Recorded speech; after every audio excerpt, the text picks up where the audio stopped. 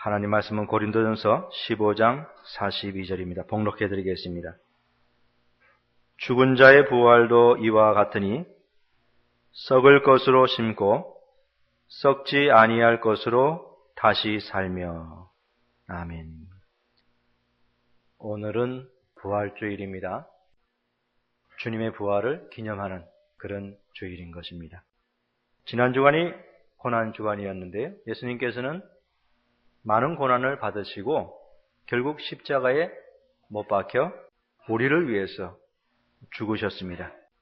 인류 역사 가운데에 십자가 사건보다 더 놀라운 사건은 결단코 없습니다. 왜냐하면 하나님의 아들이 십자가에 못 박혀 돌아가셨기 때문에 그러합니다. 죽으실 수 없는 불멸하시는 하나님의 아들.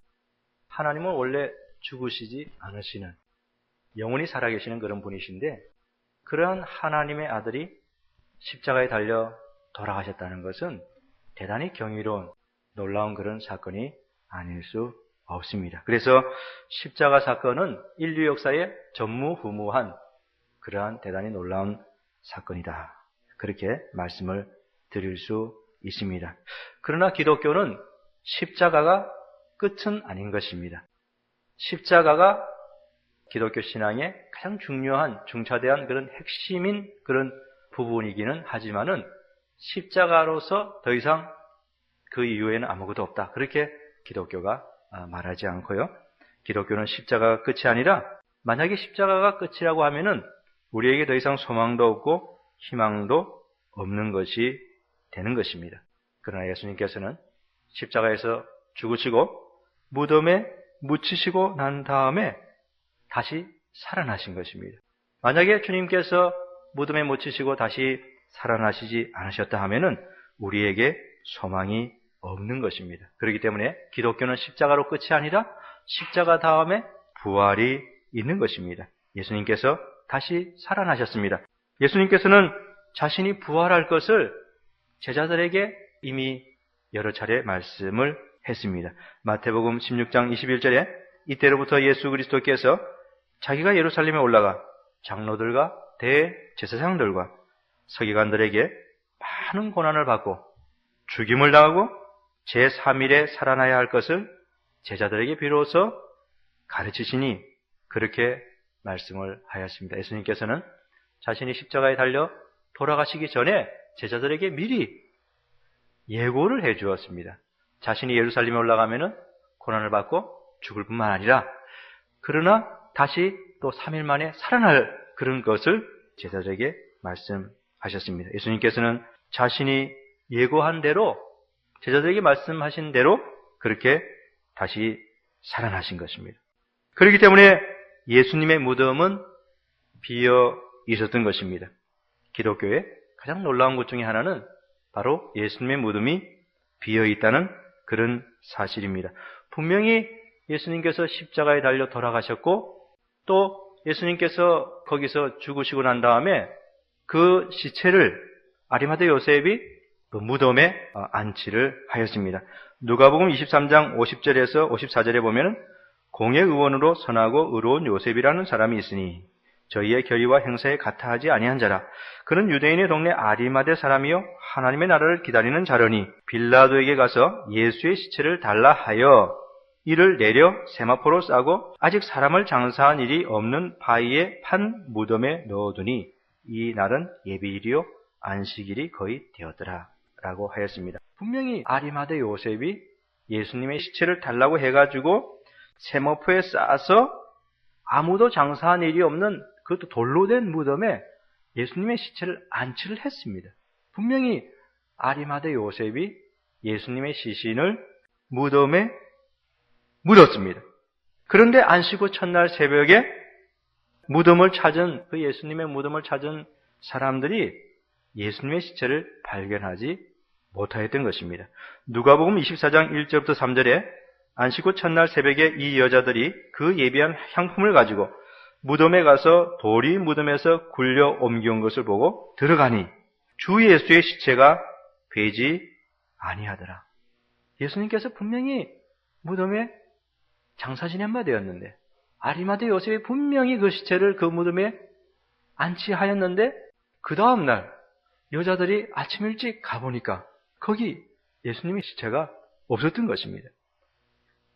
예수님의 무덤이 비어 있었습니다. 천사들이 그 무덤을 찾은 사람들에게 예수님께서 여기 계시지 않고 다시 살아나셨다, 그렇게 말을 했습니다.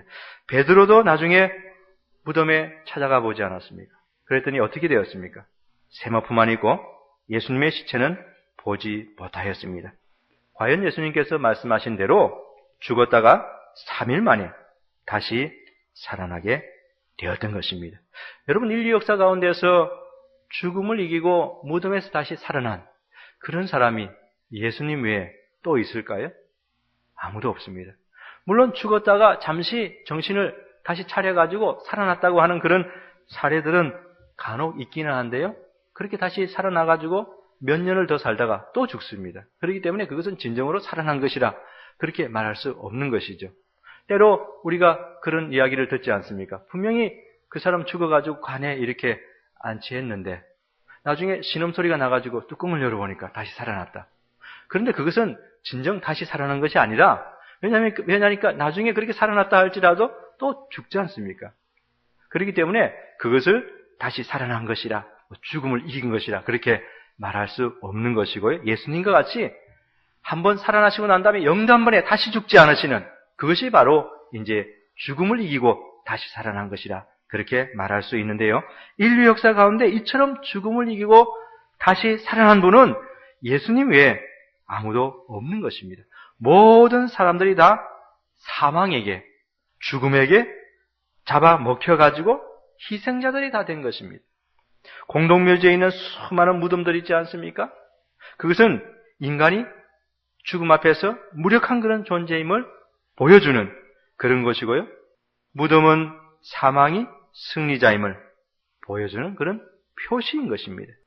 사망은 무덤을 통해서 자기가 승리자임을 그렇게 사람들에게 보여주고 있습니다. 그러나 빈 무덤은 예수님께서 사망을 정복하셨다라는 그런 의미를 가지고 있습니다. 죽음을 이기시고 다시 살아나신 것입니다. 인류 역사 가운데에 오직 한 분 예수 그리스도만이 죽음을 이기시고 이처럼 부활하신 것입니다. 빈 무덤이 바로 그것을 우리들에게 보여주는 것입니다. 그렇다면 예수님께서 그렇게 다시 살아나신 후에 어떻게 하셨는가? 빈 무덤이라면 예수님은 부활하신 몸이 어딘가에 가 계실 터인데 어떻게 그 다음에 하셨는가? 그것은 성경을 보면은요, 예수님께서 부활하시고 난 다음에 하늘로 승천하시기 전에 많은 사람들에게 자신의 부활한 몸을 보여주셨습니다. 한두 사람이 그것을 목격한 것이 아닙니다. 많은 사람들이 그것을 예수님께서 부활하신 그 몸을 목격하였습니다. 무엇보다도 엠마오로 향하던 제자들이 부활의 주님을 만나지 않았습니까? 물론 처음에는 그들의 눈이 가리워가지고 부활하신 주님을 알아보지 못하였습니다. 그러나 음식을 먹을 때 주님이 떡을 가지시고 축사하시고 떼어줄 때 비로소 저희들의 눈이 밝아져가지고 주님인 것을 알게 되었지만은, 그러나 그 순간에 주님은 더 이상 저희들과 함께 계시지 않았습니다. 어찌든지 간에 부활하신 주님께서는 엠마오로 향하던 두 제자들에게 나타나셨습니다. 그리고 고린도전서 15장 5절부터 8절에 보면은 그 외에도 무수히 많은 사람들에게 주님은 자신을 보여주셨는데요. 게바에게 보이시고 베드로에게 보이셨다는 것이죠. 후에 그 다음에는 12제자에게와 12제자에게 주님께서 부활하신 다음에 나타나시지 않았습니까? 그리고 그 후에 500여 형제에게 일시에 보이셨나니 500명의 신도들 앞에 주님께서 부활하신 몸으로 나타나셨다는 것입니다.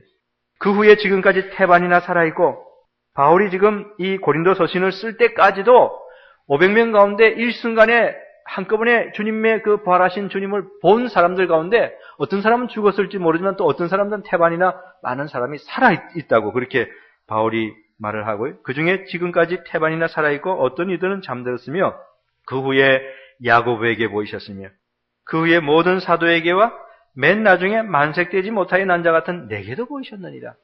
그렇게 바울은 많은 사람들에게 주님은 부활하시고 난 다음에 자신을 보여주셨을 뿐만 아니라 심지어 자기 자신에게도 주님은 나타나셨다. 그렇게 말을 하고 있습니다.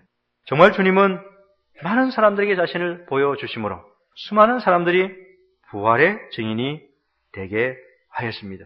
사도행전 2장에 보면은 사도 베드로의 설교가 나오는데 그 사도 베드로의 설교 가운데 부활에 관한 언급들이 여러 구절에 나타나고 있습니다. 그것은 부활이 얼마나 중요한가 하는 것을 우리들에게 보여주고 있는 것인데요. 그런 설교에서 예수님께서는 죽으셨지만은 그러나 하나님이 사망의 고통을 풀어서 살려주셨다.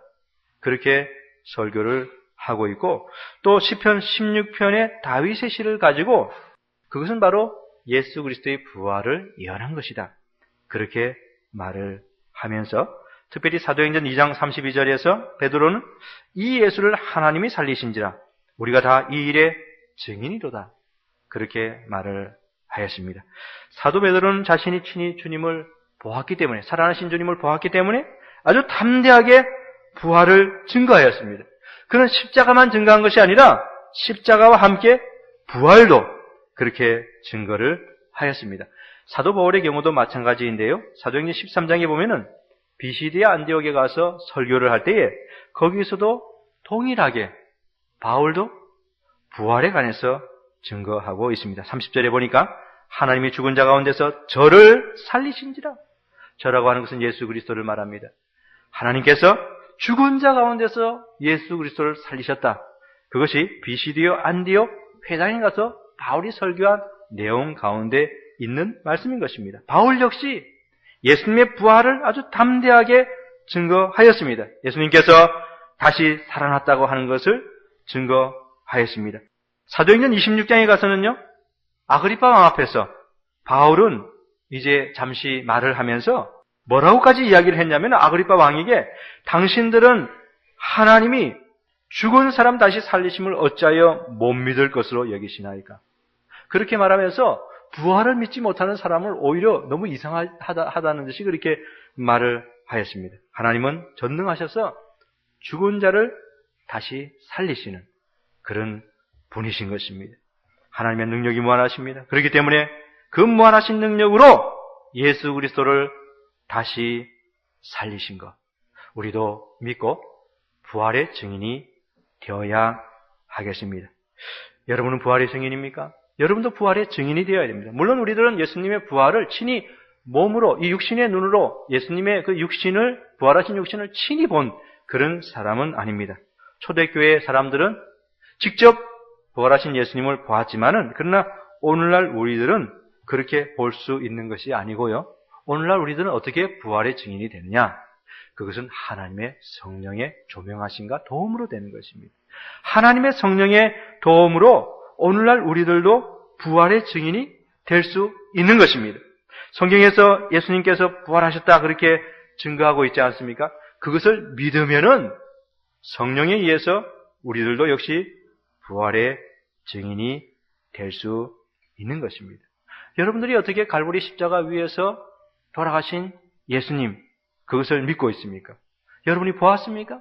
2000년 전에 그 갈보리 그 현장으로 가서 여러분이 직접 보았기 때문에 지금 예수님 나를 위해서 십자가에 달려 돌아가셨다 그걸 믿고 있습니까? 그런 거 아니지요. 어떻게 여러분들이 갈보리 십자가를 믿고 있습니까? 그것은 바로 성령으로 그렇게 믿고 있는 것 아니겠습니까? 성경을 볼 때에 그 갈보리 십자가 사건이 있고 또 그것을 내가 읽을 때에 성령께서 그것을 믿을 수 있도록 역사하셨기 때문에 마치 내가 그 2000년 전에 갈보리 언덕 위에서 마치 주님을 보는 것처럼 그렇게 십자가의 증인으로서 우리가 믿지 않습니까? 부활도 마찬가지인 것입니다. 2000년 전에 주님께서 부활하셨지만 우리가 그것을 보지 못하였지요. 그러나 성령을 통해서 우리가 성경을 믿을 때에 우리들도 부활의 증인이 되는 것입니다. 그러한 부활의 증인이 되어야 하고 부활을 믿는 사람들이 되어야 할 것입니다.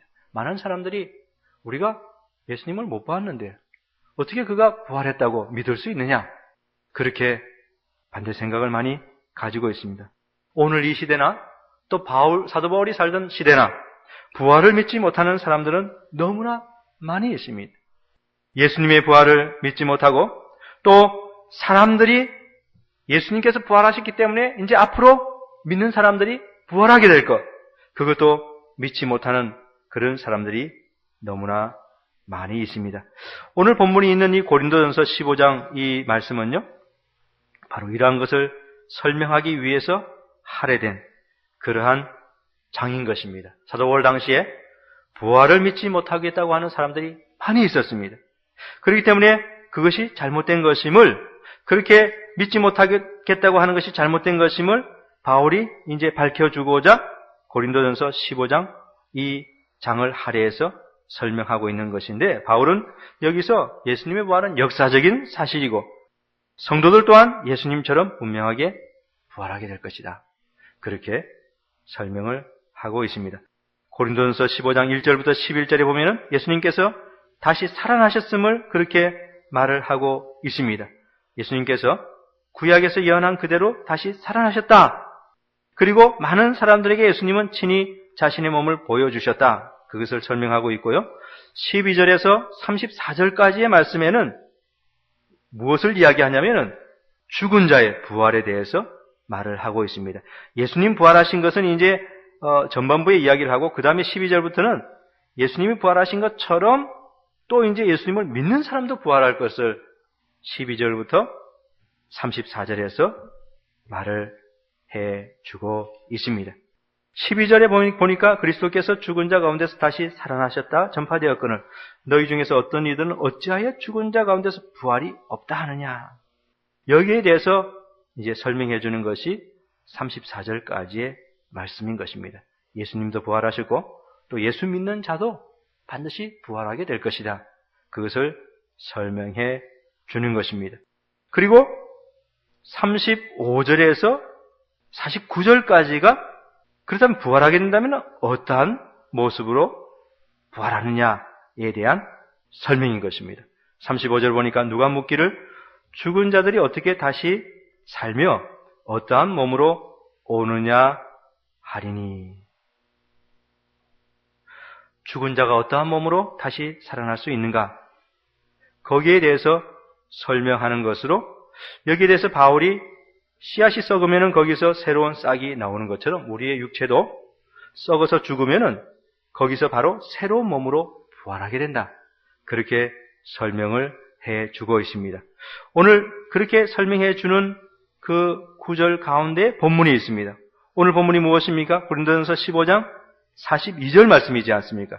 죽은 자의 부활도 이와 같으니 썩을 것으로 심고 썩지 아니할 것으로 다시 살며.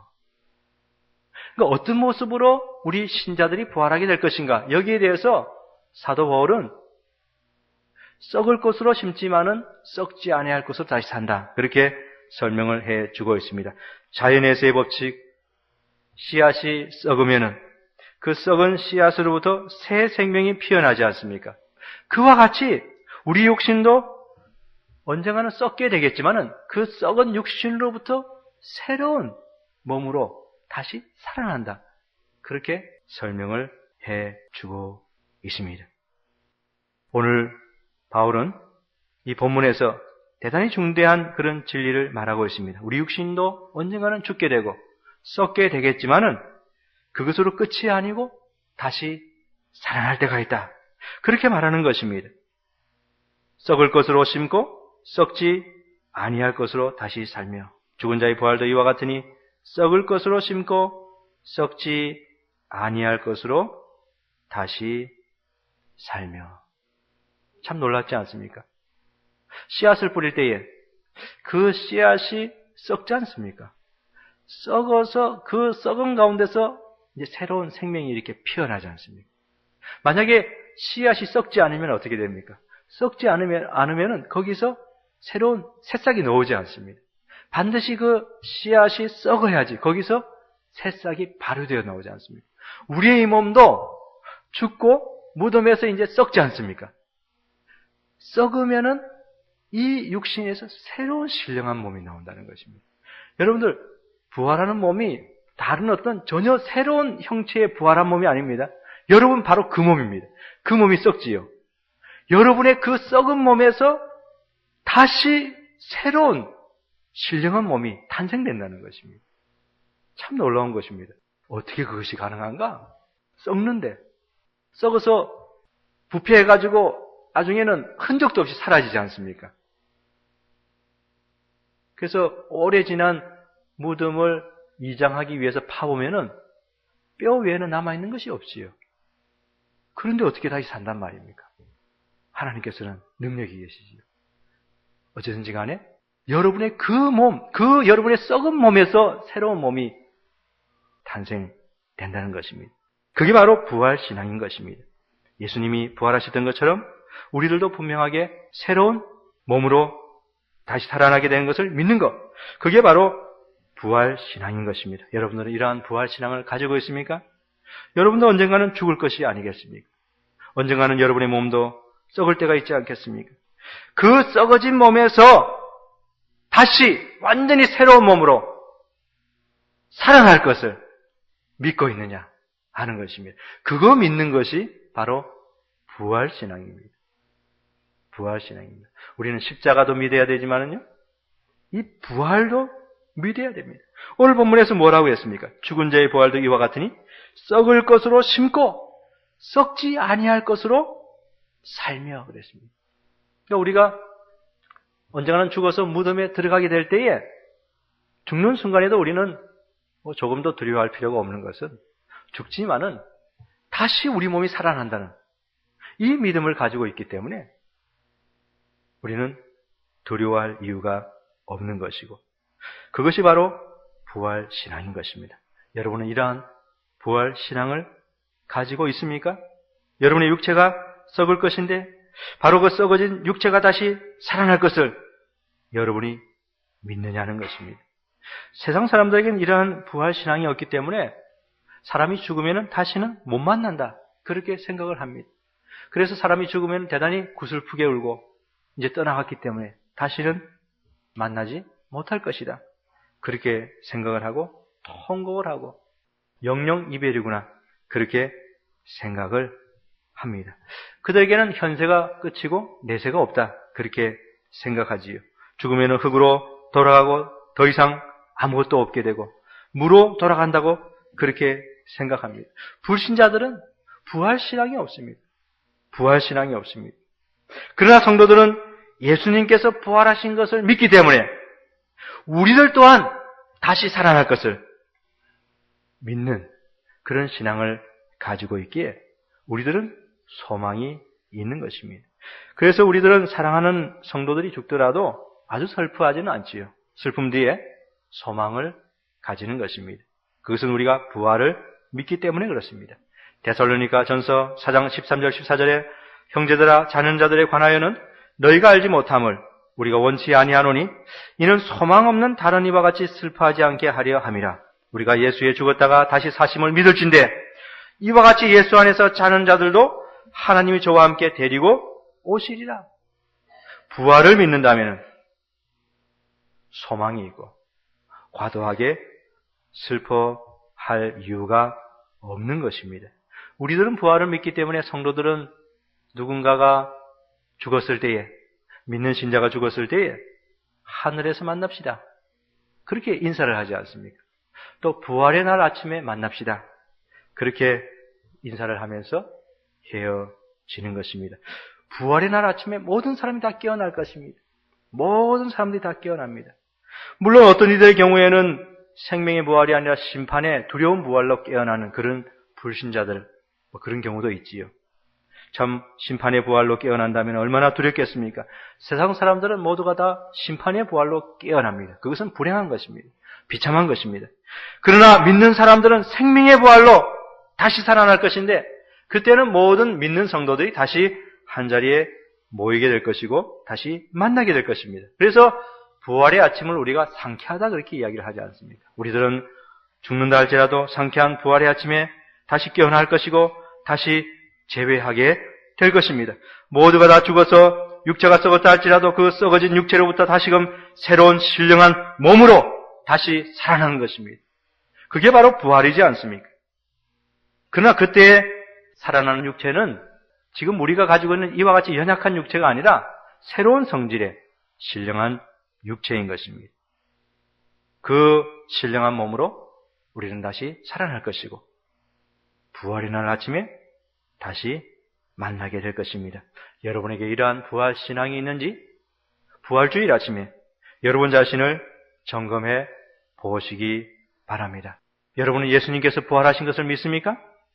무덤에 장사 지낸 바 되었지만 3일 만에 다시 살아나신 것을 믿고 있습니까? 여러분 자신도 예수님처럼 언젠가는 다시 살아나게 될 것을 믿고 있습니까? 부활신앙 가지는 것이 참으로 중요합니다. 부활. 예수님 부활하셨다. 나도 언젠가는 죽게 되겠지만, 그러나 죽은 후에 나도 반드시 부활하게 될 것이다. 그 부활신앙을 가지는 것이 대단히 중요합니다. 욥에게 이 같은 부활신앙이 있었습니다. 오래전 사람 욥에게 이런 부활신앙이 있었습니다. 그렇기 때문에 욥기 19장 25절과 26절에 그는 말하기를 내가 알기에는 나의 구속자가 살아계시니 후일에 그가 땅에 서실 것이라. 나의 가죽 이것이 썩은 후에 내가 육체 밖에서 하나님을 보리라. 그렇게 말을 하였습니다. 자신의 육신이 썩은 후에 하나님을 본다. 다시 부활한 몸으로 하나님을 만날 것을 그렇게 말을 하였습니다. 욥은 부활신앙을 가지고 있었습니다. 여러분에게 이와 같은 부활의 신앙이 있습니까? 아브라함도 마찬가지로 이 부활신앙이 있었습니다. 그는 죽은 자를 살리시며 없는 것을 있는 것 같이 부르시는 그 하나님을 믿었다는 것입니다. 그래서 그가 독자 이삭을 하나님께서 바치라 그랬을 때 그것을 제물로 흔쾌히 바칠 수 있었던 것은 그에게 부활신앙이 있었기 때문에 그랬던 것입니다. 다시 말하면 하나님이 바치라 그랬으니까 독자 이삭을 자기가 바치는데 바치면은 제물로 바치니까 이제 죽이는 것이지 않습니까? 그래서 자기가 죽여서 제물로 바치더라도 하나님께서 이삭을 다시 살려줄 줄 믿었어요. 그게 부활신앙이지 않습니까? 그렇기 때문에 아브라함은 흔쾌히 독자 이삭을 제물로 바치려고 하였던 것입니다. 그래서 히브리서 11장 17절에서 19절에서는 아브라함은 시험을 받을 때 믿음으로 이삭을 드렸으니 저는 약속을 받은 자로 돼 그 독생자를 드렸느니라. 저에게 이미 말씀하시기를 내 자손이라 칭할 자는 이삭으로 말미암으리라 하셨으니 저가 하나님이 능히 죽은 자 가운데서 다시 살리실 줄로 생각한지라. 비유컨대 죽은 자 가운데서 도로 받은 것이니라. 그랬습니다. 하나님이 이삭이 죽으면 다시 살리실 것. 그거 믿었기 때문에 흔쾌히 제물로 바치고자 하였던 것입니다. 욥도 부활의 신앙을 가지고 있었고 아브라함도 부활을 믿었습니다. 그리고 신약에 보면은 수많은 사람들과 또 사도들 다 부활의 이 신앙을 가지고 있지 않았습니까? 사랑하는 성도 여러분, 부활주일 이 아침에 제가 여러분들에게 묻고 싶은 것은 여러분에게도 이와 같은 부활 신앙이 있느냐 하는 것입니다. 썩을 것으로 심고 썩지 아니할 것으로 다시 사는 이 부활 신앙을 여러분도 가지고 있는가 하는 것입니다. 예수님께서 부활하셨다는 거 있지 않습니까? 그것은 우리도 부활하게 될 것에 대한 보증인 것입니다. 고린도전서 15장 23절에 그러나 각각 자기 차례대로 되리니 먼저는 첫 열매인 그리스도요 다음에는 그리스도 강림하실 때 그에게 붙은 자요. 그렇게 말씀하였습니다. 예수님께서 부활하신 것은 나중에 부활할 모든 성도들의 첫 열매로서 그렇게 부활하신 것입니다. 우리 믿는 성도들은 예수 그리스도의 몸에 연합되었다 그렇게 이야기를 하고 있지 않습니까? 우리가 성령으로 거듭나고 중생하게 되면 그 순간에 영적으로 예수님과 함께 일체가 되는 것입니다. 이전에는 별도로 벽이 있어서 떨어져 살던 그런 인생인데요. 그런 이방인들이지 않습니까? 그러나 성령으로 변화되고 중생하게 되면 그 순간에 그리스도의 몸에 접붙임 받게 되어가지고 그리스도와 하나가 되는 것입니다. 그렇기 때문에 예수님께서 부활하셨다는 것은 이제 그에게 붙어있는 우리들도 반드시 앞으로 부활할 것을 보증해 주는 것입니다. 그래서 고린도전서 15장 23절이 그 말씀을 하는 것이죠. 그러나 각각 차례대로 되리니 순서가 있다는 거죠. 먼저는 첫 열매인 그리스도요. 그 다음에는 그리스도 강림하실 때 그에게 붙은 자요. 붙어 있다는 것은 연합된 자라는 것이죠. 그리스도가 먼저 부활하셨고 순서대로 그 다음에 그를 믿는 모든 성도들 따라서 부활할 때가 이제 곧 있게 될 것이다. 그렇게 말을 하는 것입니다. 예수님께서 죽으셨을 때, 그래서 무덤에 장사 지낸 바 되었을 때에 사망이 예수님을 붙들어 두려고 얼마나 안간힘을 썼겠습니까? 얼마나 안간힘을 썼겠습니까? 모든 사람을 자신의 포로로 만든 사망은 예수님도 자신의 영광 포로로 만들려고 얼마나 안간힘을 다 썼겠습니까? 사망은요, 예수님의 원수이고 또 우리들의 원수입니다. 사망은 마지막 원수예요. 그걸 알아야 됩니다. 고린도전서 15장 26절에 맨 나중에 멸망받을 원수는 사망이니라. 여러분, 사망은요, 거대한 괴물입니다. 대단히 무서운 적입니다. 죄악도 우리의 적이고 사단 마귀도 우리의 적이고, 또 여러분이 잊지 말아야 될 것은요, 이 사망은 인류의 거대한 적이고 인류의 무서운 정복자입니다. 사망의 세력을 이긴 사람은 예수님 외에 아무도 없어요. 어쩌든지 사망은 인류의 원수이고 예수님의 원수인데, 그래서 예수님이 죽으셨을 때 얼마나 이 사망이 예수님을 자기의 예하에 붙들어 두려고 안간힘을 다 썼겠습니까? 그러나 하나님이 사망의 권세를 푸사 그리스도를 다시 살리셨던 것입니다. 사망이 패배를 했지요. 예수님께서 죽음을 정복하시고 다시 살아나셔서 부활의 첫 열매가 되신 것입니다. 이것이 우리들에게 주는 교훈은 뭐냐면, 예수님께서 첫 열매로 부활하셨기 때문에 우리들도 반드시 부활하게 될 것이라, 그것을 믿는 것입니다. 그것을 믿었기 때문에 사도 바울은 담대하게 사망을 향해서 사망아 너의 이기는 것이 어디 있느냐? 사망아 너의 쏘는 것이 어디 있느냐? 그렇게 그를 향해서 이 담대하게 선언할 수 있었던 것입니다. 우리 인생들은 죽음이 올까봐 벌벌 떠는 그런 인생들이지 않습니까? 그러나 사도 바울은 이 놀라운 부활 신앙을 가지고 있었기 때문에 사망을 향해서 너의 이기는 것이 어디 있느냐? 너의 쏘는 것이 어디 있느냐? 그렇게 담대하게 선포를 하였던 것입니다. 이렇게 말할 수 있었던 것은 예수님께서 죽음을 이기시고 다시 살아나셨기 때문에 가능한 것이고, 예수님께서 다시 살아나셨다는 것은 우리들도 죽지만은 언젠가는 부활할 것을 보증해 주고 있는 것입니다. 요한복음 11장 25, 26절에서 예수께서 가라사대 때 나는 부활이요 생명이니 나를 믿는 자는 죽어도 살겠고 무릇 살아서 나를 믿는 자는 영원히 죽지 아니하리니 이것을 내가 믿느냐, 그렇게 말씀을 하였습니다. 예수님은 부활이고 생명입니다. 그는 첫 열매로 부활을 하셨습니다. 앞으로 그에게 붙은 자들, 연합된 자들 분명히 부활하게 될 것입니다. 이것을 여러분이 믿어야 할 것입니다. 죽은 자의 부활도 이와 같으니 썩을 것으로 심고 썩지 아니할 것으로 다시 살며. 이제 말을 맺겠습니다. 사람이 죽으면 어떻게 다시 살 수 있는가? 이거 인류의 숙제입니다. 사람이 죽어서 썩었는데 어떻게 다시 살 수 있단 말인가? 많은 이들이 여기에 대해서 참 믿지 못하겠다, 그렇게 말을 하는데요. 그러나 오늘 성경 본문은 그것이 가능하다, 그렇게 말을 합니다.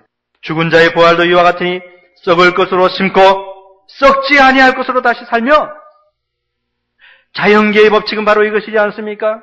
씨앗이 썩어서 거기서 새로운 싹이 나오는 것처럼 우리 부활도 마찬가지인 것입니다. 육체가 썩어지면은 그 썩어진 육체로부터 전혀 새로운 신령한 몸으로 부활하게 되는 것입니다. 어떻게 이것이 가능한가? 어떻게 그것이 가능한가? 그렇게 묻는다면은 거기에 대한 유일한 답은 하나님은 전능하신 분이시기 때문에 그것이 가능하다, 그렇게 답할 수 있는 것입니다. 무에서 유를 창조하신 하나님이시지 않습니까? 온 천지를 말씀 한마디로 창조하신 그 하나님께서 죽은 사람 다시 못 살리겠습니까? 죽은 사람 다시 못 살리겠습니까? 전능하신 하나님께서 죽은 자를 다시 살리는 것은 너무나 쉬운 것입니다. 온 천지를 아무것도 없는 상태에서 말씀 한마디로 창조하신 전능하신 하나님이시지 않습니까? 그 하나님께서 우리가 비록 죽어서 우리의 육체가 썩는다 할지라도 그 썩은 육체로부터 새로운 신령한 영광스러운 몸으로 다시 우리를 살리시는 것, 하나님은 능히 하실 수 있습니다. 우리는 스스로 살아날 수 없습니다. 우리 스스로의 힘으로는 불가능합니다. 그러나 하나님에게는 능치 못하신 일이 없는 것입니다. 우리는 하나님을 믿고 또한 부활을 믿어야 할 것입니다. 그러한 부활을 믿는 부활 신앙을 가지는 여러분 모두가 되시기를 간절히 바랍니다.